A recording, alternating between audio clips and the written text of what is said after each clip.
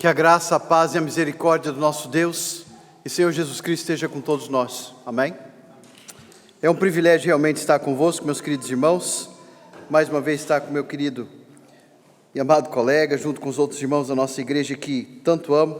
E nesses anos temos aprendido, conhecido e sendo abençoado por essa relação de comunhão profunda no Senhor, no ministério, no discipulado, na vida das nossas igrejas. Trago a saudação da Igreja Batista da Margem Sul, que hoje ora pelos irmãos também, como os irmãos oraram por nós, mas isso é uma constante na nossa igreja também. Oramos sempre pela primeira Igreja Batista de Lisboa, que está no nosso coração. Meus queridos irmãos, convido-vos a abrirem as vossas Bíblias em Mateus capítulo 11. Nós leremos a partir do versículo 25 até o versículo 30. Mateus capítulo 11, de 25 a 30.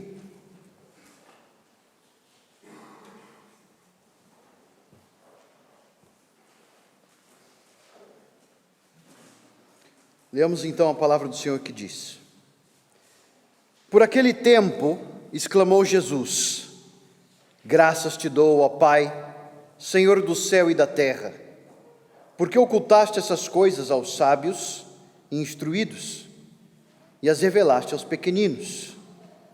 Sim, ó Pai, porque assim foi do teu agrado. Tudo me foi entregue por meu Pai. Ninguém conhece o Filho, senão o Pai. Ninguém conhece o Pai, senão o Filho, e a quem aquele o Filho quiser revelar. Vinde a mim todos os que estáis cansados e sobrecarregados, e eu vos aliviarei. Tomai sobre vós o meu jugo e aprendei de mim, porque sou manso e humilde de coração, e achareis descanso para a vossa alma, porque o meu jugo é suave e o meu fardo é leve. Oremos.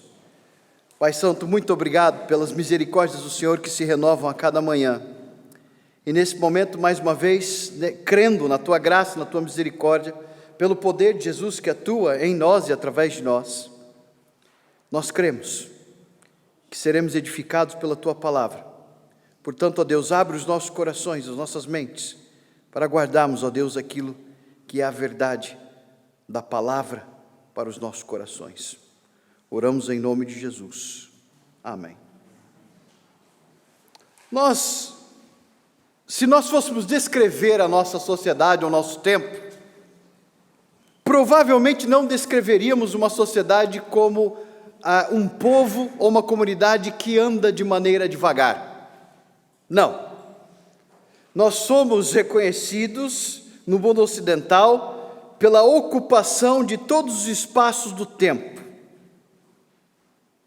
A verdade é que todas as pesquisas mostram que por causa disso, a grande loucura do dia a dia, as manifestações da arte, da música, da filosofia, fazem com que o ser humano, por mais que queira se expressar, acaba se cansando de tudo isso. Essa semana eu vi uma entrevista de Yuval Noah Harari, um pensador, na minha opinião, tanto existencialista e até secular, e muitas vezes até anti-religião. No entanto, ele vem levantando uma questão um tanto preocupante. É óbvia, sobre a inteligência artificial. Ele fala no seu livro chamado Next, sobre a inteligência artificial, ele constata que há uma confusão no nosso tempo entre a quantidade de informação e a verdade. Ele diz que a nossa sociedade, nessa ocupação, estamos tão ocupados que esquecemos de procurar pela verdade. E por isso criamos essa narrativa que nos diz o seguinte: quanto mais informação nós temos, mais perto da verdade estamos. Até o mundo reconhece que isso tem uma certa lógica, mas também revela o fato de que os nossos mecanismos de inteligência artificiais são falsificações do próprio ser humano. Isso, nesse teor de falsificação do próprio ser humano, estamos permitindo que isso faça uma leitura da nossa própria realidade. Ele sugere, em outras palavras, que quanto mais nós temos informações, mais nós nos destruímos. Nós nos chamamos, dentro da relação natural, dentro do existencialismo, dentro da filosofia humana, nós nos chamamos de Homo sapiens, de maneira errada. No entanto, quanto mais informação nós temos, menos sábios nós somos.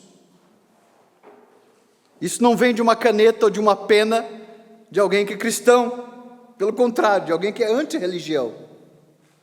É fato, meus queridos irmãos, que a nossa comunidade, inclusive nós evangélicos, nos tornamos confortáveis com o volume de informação que alimentam as nossas narrativas e ficamos desconfortáveis quando de alguma forma essas verdades que encontramos nas Escrituras vão contra as narrativas que nós criamos para nós mesmos. Mas ele diz que há uma informação que nos enche de entusiasmo e euforia o tempo todo, mas estamos tão entusiasmados e tão eufóricos o tempo todo, que acabamos cansados e sobrecarregados. É óbvio que eu discordo de todos os pressupostos deles para chegar nessas soluções, ou até mesmo a solução do problema que ele propõe, mas eu começo falando sobre isso hoje, porque é justamente a descrição, apesar de ele negar isso, do ser humano, a nossa natureza. Hoje, nesse texto e pelo seu contexto, nós vamos perceber mais uma vez que não há nada de novo debaixo do sol. Pelo contrário, nós avançamos a tecnologia, pensamos que crescemos no nosso pensamento, mas continuamos sendo as mesmas pessoas que, com desconstruções da realidade, nos desviamos daquele que realmente pode nos dar descanso. Nós até fazemos caricaturas disso na inteligência, que não é tão inteligente assim, e tentamos proferir um tipo de Jesus, que é simplesmente alguém que vai nos acalentar, porque nós somos bonzinhos.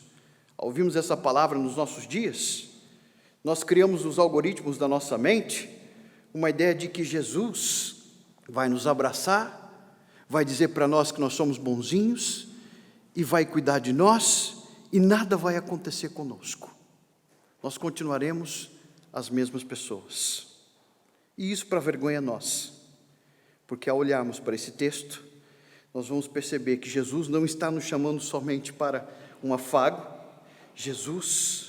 Esse Jesus que as pessoas criam nas cabeças deles, um Jesus que aceita as narrativas que eles ensinam, como se Jesus fosse nos abraçar para nos mimar, esse Jesus das Escrituras vem nos chamar para arrependimento. Vinde a mim, não quer dizer simplesmente, vem a mim. Quer dizer, vem a mim com arrependimento. E vocês verão isso pelo contexto do texto. No entanto, hoje vos provarei nesse texto que a Bíblia defende justamente o contrário. Sim, Jesus, ao nos chamar, ele requer de nós arrependimento. E não somente arrependimento, uma entrega das nossas cargas, dos nossos protocolos, das nossas inteligências, daquilo que construímos até mesmo em nome dele, para ele transformar aquilo que seria verdadeiramente uma adoração em um verdadeiro descanso.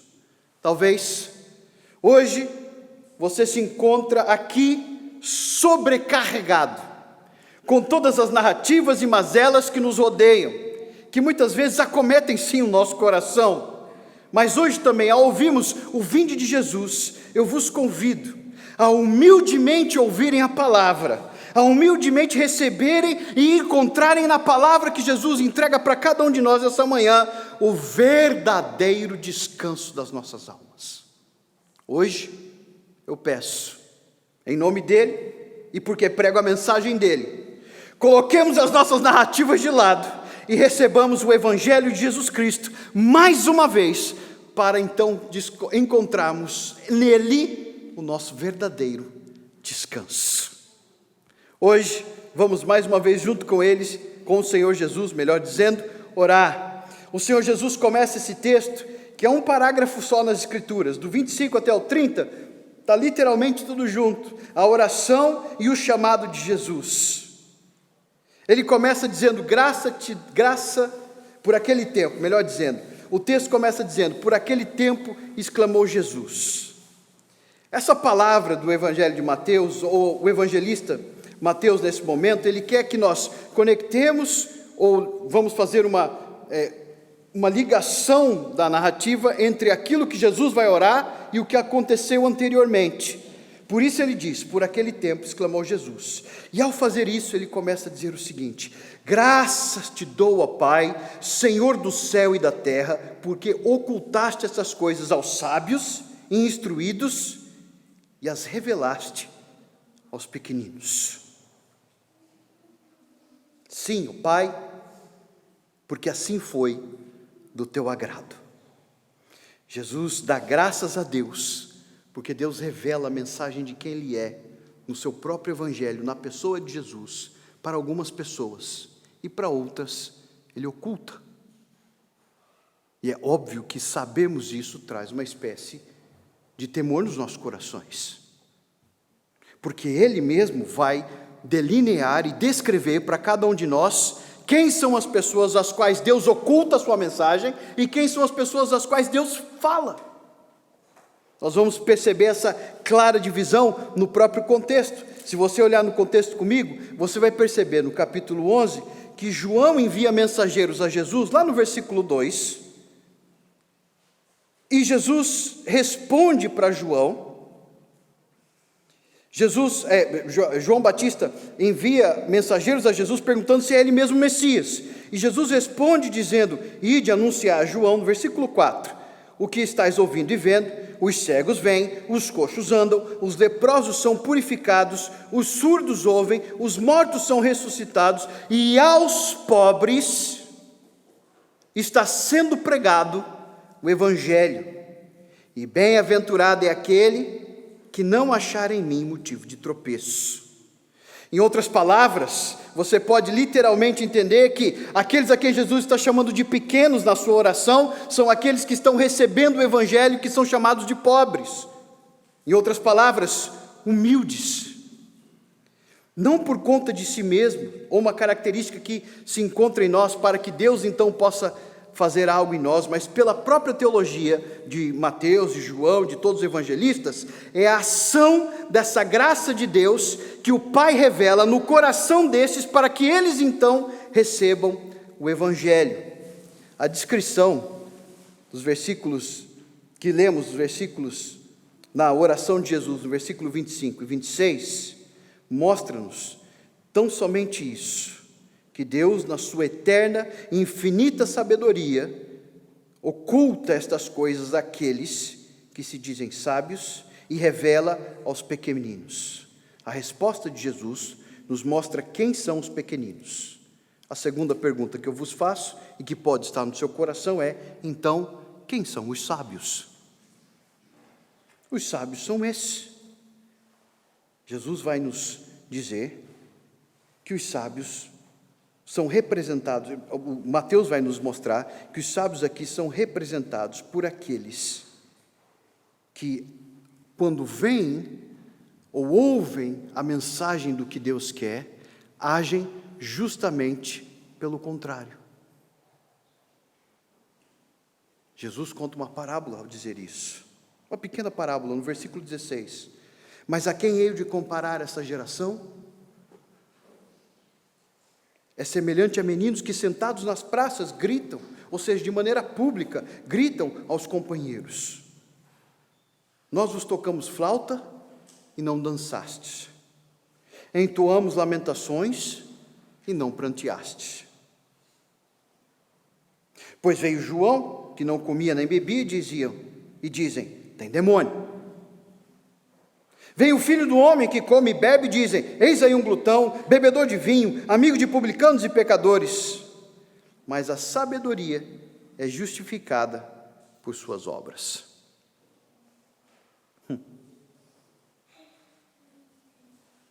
Os sábios, aos seus próprios olhos, são aqueles que fazem justamente o contrário do que Deus quer, do que Deus revela. Se Deus toca flauta, eles não querem dançar. Se Deus quer mandar o povo se arrepender no lamento, eles não querem chorar. Mais do que isso, Jesus, a partir do versículo 20, começa a falar sobre as cidades impenitentes, onde Deus fez muitos milagres, comparando até com Sodoma e Gomorra, dizendo que se esses mesmos milagres fossem feitos em Sodoma e Gomorra, as pessoas se converteriam. Você vira a página, ou talvez na minha Bíblia você vira a página, e você vai perceber que haverá menos rigor no dia do juízo para com aquelas terras do que para esses, que hoje vem o próprio Messias, cumprindo as palavras de Isaías, como ele disse para João, cumprindo a mensagem do reino de Deus, sendo o salvador dos homens, e ao mesmo tempo, quando ele fala o que Deus quer, no coração deles a resposta é: eu não quero. Se Deus manda eu dançar, eu não quero dançar. Se Deus manda eu lamentar o meu pecado, eu quero manter o meu pecado. Essa é a realidade daqueles a quem Jesus diz: ocultaste estas coisas, ou seja, a mensagem do evangelho do reino que chega para os pobres, ocultaste a essas cidades que receberam milagres, mas que não se arrependeram, ocultaste a esses que se acham sábios, ou aos sábios, como Jesus disse, e instruídos, porque eles se instruíram na sua sabedoria, se encheram de informação como fazemos hoje, e criaram mais e mais leis, no entanto, muito longe da verdade, como hoje. Muita informação, pouca verdade. Muitas leis e comentários da lei, mas incongruência com a lei. Os sábios e instruídos não receberam o evangelho, mas aos pequeninos o evangelho foi entregue. Nós percebemos que o contraste aqui não é literalmente entre pessoas intelectuais ou crianças, mas entre aqueles que são orgulhosos e aqueles que são humildes. Não como premissa para a graça de Deus, mas como apontamento de onde a graça de Deus está a trabalhar.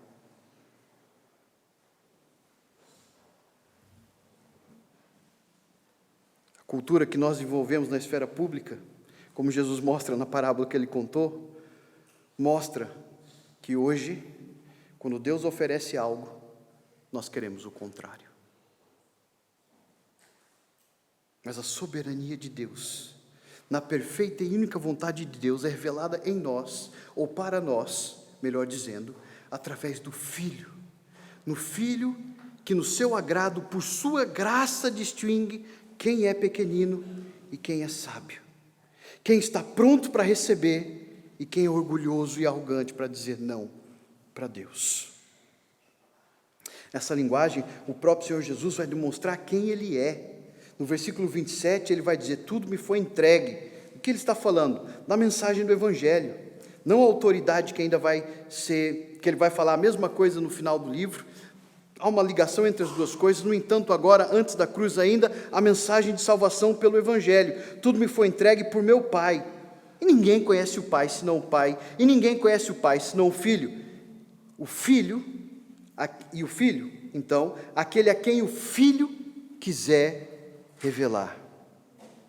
Veja, não parece uma incongruência se nós olharmos a grosso modo? Jesus acabou de dizer: é a vontade do Pai e é o seu agrado, o Senhor que ocultou e o Senhor que revelou. Mas agora no final ele diz: é aquele a quem o Filho quiser revelar.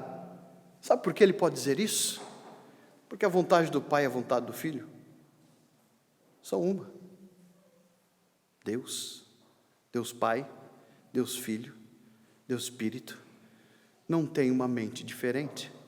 Pelo contrário, a obra de salvação, ainda que distinguida na economia da salvação seja diferente na atuação, ela parte do coração do Deus triuno. E é por isso que Jesus afirma-se aqui, sendo aquele que tem a vontade de Deus, a vontade do Pai, dentro da sua própria vontade, e é justamente por isso que Ele é a única pessoa que pode dizer para nós: Deus pode te dar descanso em mim.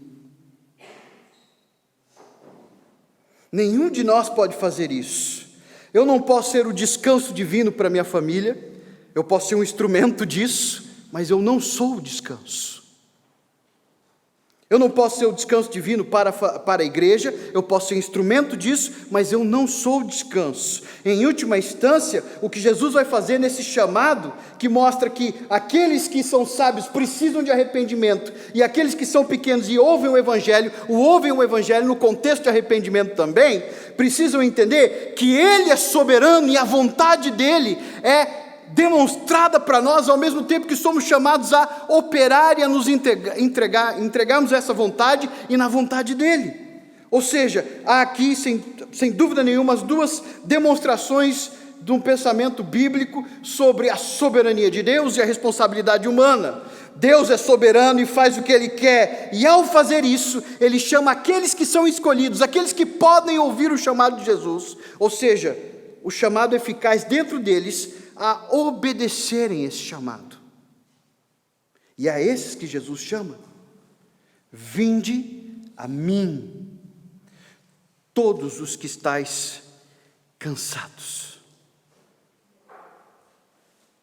Sim, é este Deus soberano que providencia este chamado para a nossa vontade, que só os eleitos podem ouvir. Mas para nós, e para aqueles que ouvem e sentem o mesmo chamado no vosso coração hoje, e entendem isso, se torna uma obrigação moral aceitar o chamado de Jesus. Quando nós ouvimos do nosso Senhor: vinde a mim, é a nossa obrigação ir a Jesus. Vinde a mim, vós todos que estáis cansados. Percebam que no texto nós temos, nas duas formas em que Jesus vai apresentar a sua chamada para o povo de Deus, uma espécie de, ele compõe, na maneira como ele fala, uma espécie de, não é um poema, mas é muito parecido com isso. Ele fala: vinde a mim, ele descreve um apelo, vinde a mim, depois ele descreve quem deve vir e por quê, e uma promessa. No versículo 29, a mesma coisa, ele descreve: vem, tome sobre vós o meu jugo. Ele dá uma ordem, ele diz: aprendei de mim. Ele explica por quê, porque ele é humilde de coração, e ele também nos dá uma promessa: achareis descanso para a vossa alma. E você vai perceber um padrão no discipulado da vida cristã.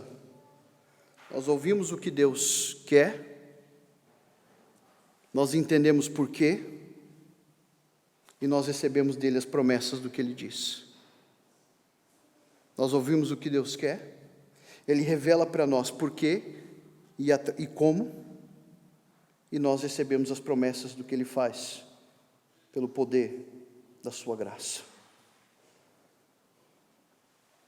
O chamado da vinda, dentro do contexto, sem dúvida nenhuma, é de arrependimento.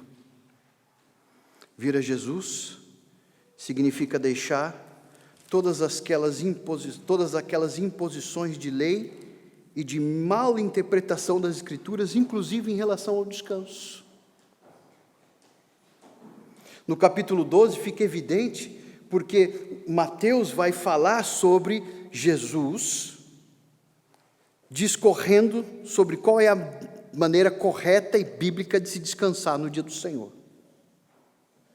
Não somente isso, nesses eventos nós vamos perceber no capítulo 12 que Jesus vai fazer declarações que poderiam matá-lo naquele momento. Tanto é que no final, já no meio do capítulo, eles já estão fazendo conchavo para matar Jesus. E as declarações dele são realmente estarrecedoras. Ele diz: eu sou maior do que o templo.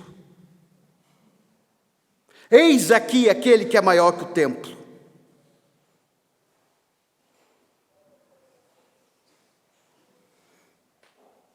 Ele vai dizer no versículo 8 do capítulo 12: porque o Filho do Homem é Senhor do sábado.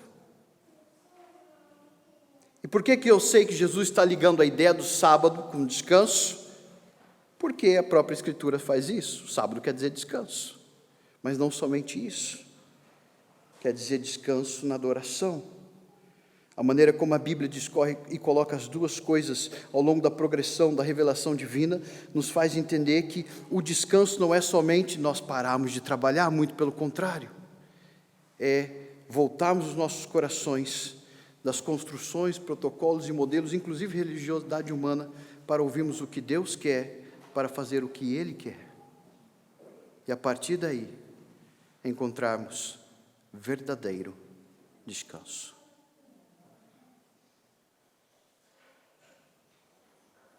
O chamado da vinda? Sim, é um chamado de arrependimento, porque estamos muito ocupados com o nosso pecado. O chamado da vinda, sim, é um chamado de arrependimento, porque estamos demasiadamente religiosos e cheios de leis, ou até mesmo falta delas, em nome de Deus. Nós precisamos, literalmente, ao nos aproximarmos daquele que é o nosso Senhor, não chegar com aquele pensamento de que Jesus vai me afagar porque eu sou bonzinho, jamais. As Escrituras não mostram isso. Pelo contrário, ao ouvirmos o chamado, vinde a mim, com certeza o nosso coração deve tremer diante do Senhor e entender que eu preciso me aproximar dEle em arrependimento por todas as coisas que eu construí na minha vida achando que deveria agradá-lo através dela e que não estão na palavra de Deus e que não são a revelação de Deus. Pelo contrário, todos aqueles, inclusive os eleitos que ouviram, vinde a mim, tinham que vir a Jesus, sim, em arrependimento, porque eles estavam cansados. Cansados por quê? Do pecado, da má interpretação das Escrituras, das mentiras, das narrativas e das mazelas que nós impomos sobre nós e em cima dos nossos semelhantes. Como os fariseus fizeram com o seu próprio povo, ensinando coisas erradas, interpretando a lei de maneira errada, dizendo que Jesus não poderia nem apanhar uma espiga de milho para alimentar os discípulos, quando a lei claramente fazia isso em Deuteronômio. O que eles não podiam fazer, literalmente, era começar uma colheita, mas com as próprias mãos, eles podiam se alimentar. Está lá, está escrito, para quem quiser ver. Mas não, o que Deus fala para nós, na nossa cultura, não é suficiente. Nós temos que inventar coisas. E é isso, meus irmãos, a causa do nosso cansaço. Por isso que nós estamos sobrecarregados. É por isso que Jesus precisa dizer para nós, como disse para Israel: venham, e vocês encontrarão descanso. A ideia de adoração e descanso, ela está tão junta nas Escrituras que você vai perceber na maneira como Deus nos cria. Nós vemos em Gênesis, por exemplo, quando Deus cria o homem, Gênesis 2,15 diz assim: o Senhor Deus ao homem, tomou, pois, o Senhor Deus ao homem e o colocou no jardim. Essa palavra colocar, no ar, no hebraico, quer dizer descansar. Deus tomou o homem e descansou ele no jardim. E nesse jardim Deus falava com ele. Essa mesma linguagem é usada para falar sobre o tabernáculo. Essa mesma linguagem é usada para falar sobre o templo. Essa mesma linguagem vai aparecer no discurso de Jesus aqui. Literalmente, Deus falou para Moisés: a minha presença irá contigo e te darei descanso. Sim, meus irmãos, o nosso cansaço é falta da presença de Deus. É óbvio que cristãos também cansam no dia a dia, eu não estou falando de físico, eu estou falando mesmo da questão espiritual. Aquele cansaço que aquele povo precisava se livrar. O jugo que nós carregamos porque inventamos coisas que não estão nas Escrituras, pelo contrário. Ou até mesmo não levamos em consideração o que está escrito para criarmos as nossas maneiras de viver. O contexto da negação da vontade de Deus nos mostra também que essa relação com a adoração estava completamente distorcida na cabeça daqueles que negavam o próprio Messias. É por isso que Jesus vai fazer alusão àquele texto que lemos hoje em Isaías, mas também em Jeremias, quando diz o Senhor, no versículo 16, Jeremias 6,16, quando diz o Senhor: assim diz o Senhor, ponde-vos à margem no caminho e vede, perguntai pelas veredas antigas, qual é o bom caminho? Andai por ele, e achareis descanso para a vossa alma. Jesus literalmente repete essas palavras na mensagem que ele tem para o seu povo: descanso para a vossa alma. Mas como em Isaías, qual é a resposta dele? Eles dizem: não andaremos. Em Ezequiel também, Deus vai dizer para o povo que é por isso que eu lhes dei os meus descansos, ou melhor, em algumas versões, também lhes dei os meus sábados, para servirem de aliança entre mim e eles, para que soubessem que eu sou o Senhor que os santifica. O descanso em Deus é qualificador e caracterizador daquele que realmente tem uma aliança com Deus, na velha e na nova aliança. É óbvio que manifestada de maneira diferente na nova aliança, porque agora já não temos mais a sombra daquilo que fazemos no sábado do passado, mas agora nós temos o próprio sábado falando conosco. Nós temos o próprio descanso, nós temos o próprio Deus, nós temos a própria presença de Deus dizendo para nós: vem que eu te dou descanso.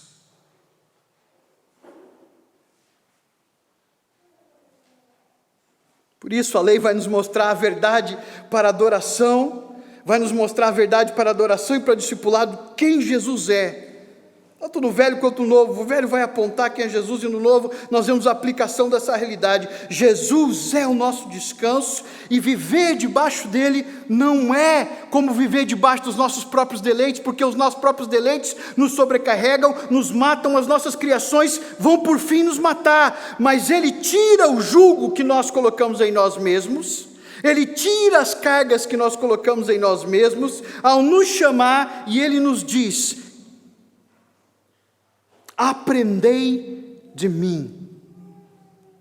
E aqui está uma noção muito importante para esse texto, porque a maioria de nós olha para esse texto e pensa: ok, esse texto talvez seja sobre conversão, e há uma certa aplicação para isso, sem dúvida nenhuma, mas a ideia de Jesus aprendei, é contínua.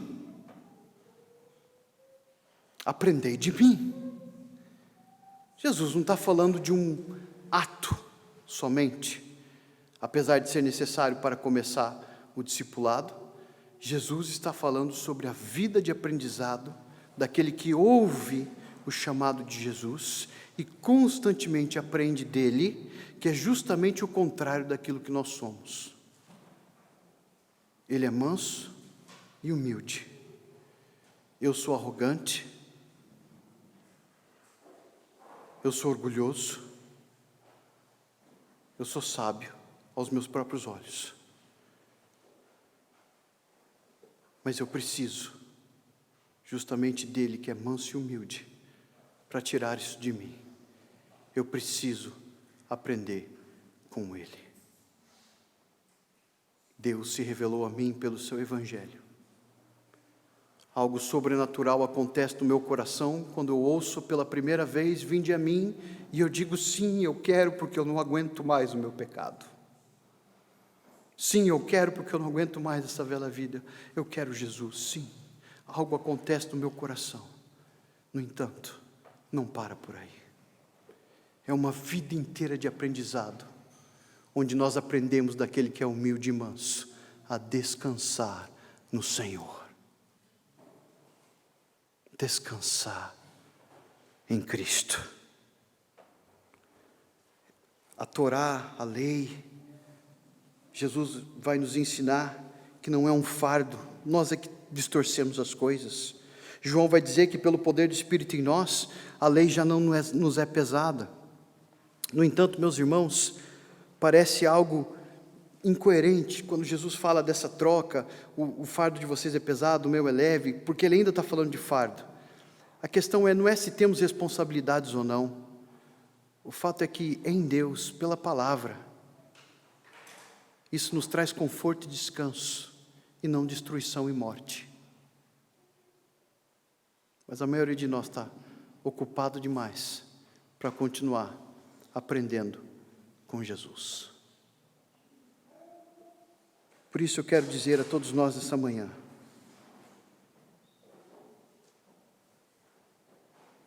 se você está aqui e veio aqui pela primeira vez, você ouviu essa mensagem, está tentando entender o que é cristianismo, está tentando entender o que esse pastor está explicando aqui nesse texto, mas ouviu que Jesus disse, vinde a mim.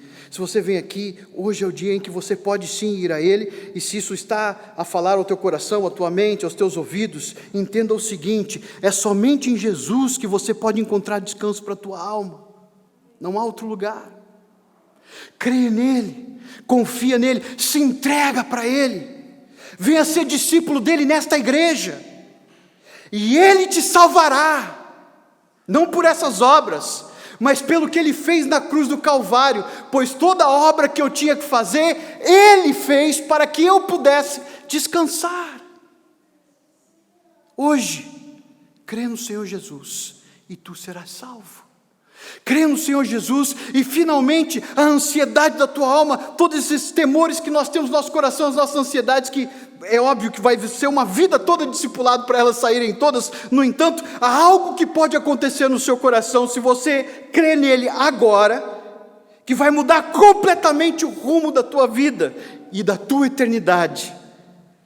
Crê no Senhor Jesus hoje, entrega-te a Ele, ouça o chamado dEle, se arrependa de tudo que você fez, das coisas boas e coisas más, porque você fez da maneira errada, se arrependa de tudo e diga, Senhor Jesus, eu vou te seguir no teu coração, na tua vida, e seja um discípulo de Jesus, e tu verás, e tu provarás, o quanto é bom andar com Jesus, o quanto é bom viver na presença de Jesus. Aquele que se esconde no esconderijo do Altíssimo, a sombra do Onipotente descansará. Vem para a sombra da cruz, onde tudo vai ser transformado na tua vida. Vem agora, não deixa para amanhã, vem agora. Para nós que somos crentes, eu quero dizer uma coisa, uma aplicação um tanto direta. Chega de preenchermos as nossas vidas com aquilo que não é adoração e discipulado. Chega. Chega de entretenimento pagão nos nossos corações. Chega de sobrecargas de mecanismos e pensamentos humanos que estão destituídos da presença de Deus na sociedade, destituídos da revelação divina nos nossos corações, como muitas vezes emulamos, justamente como Israel, uma desobediência contínua no nosso cansaço daquilo que não é pão. Pelo contrário, Spurgeon ilustra em relação ao nosso tempo, ele estava falando sobre o dia do Senhor e ele conta uma ilustração fantástica. Ele diz o seguinte, quando o dia o agricultor Brown encontrou o agricultor Smith no mercado, disse-lhe, agricultor Smith, não consigo perceber como é que arranja tempo para caçar. Ora, homem, com a sementeira e a ceifa e o arado e tudo isso, o meu tempo está tão ocupado na minha quinta que não tenho tempo para caçar. Smith disse, Brown, se gostasse tanto de caçar como eu, se não tivesse tempo, arranjarias tempo. Farias tempo. Ele aplica para nós em relação a isso. Nós damos desculpas para Deus. Não temos tempo para descansar nele. Não temos tempo para adorá-lo. Não temos tempo para andarmos no discipulado cristão. Mas se nós amássemos isso de verdade, nós faríamos tempo. Chega. Chega de sobrecargas. Aprende de Jesus que é humilde e aplica a verdade da palavra, não as informações que não procuram uma verdade no nosso tempo, muito pelo contrário. Nós estamos vivendo um tempo onde pessoas se tornam legítimos experts em coisas em que eles sabem nada, simplesmente porque há muitos seguidores. Mas hoje eu quero dizer o seguinte, se o mundo todo deixar Cristo, você siga Cristo. Você descansa nele. Você não se aparta dele. Você, diante dele, com o povo de Deus, a sua igreja, não se aparte do discipulado. Aprenda humildemente como aplicar a palavra de Deus, centrada na pessoa de Cristo, na sua morte, na sua ressurreição, todos os dias da sua vida. E Ele vai te dar descanso, daqui para a eternidade, e na eternidade, um gozo inefável, indescritível, que nós só podemos esperar, mas ainda não podemos nem compreender em toda a sua extensão. Pelo contrário, hoje, descansa no Senhor, pois Ele é o teu Deus. E que Deus nos abençoe.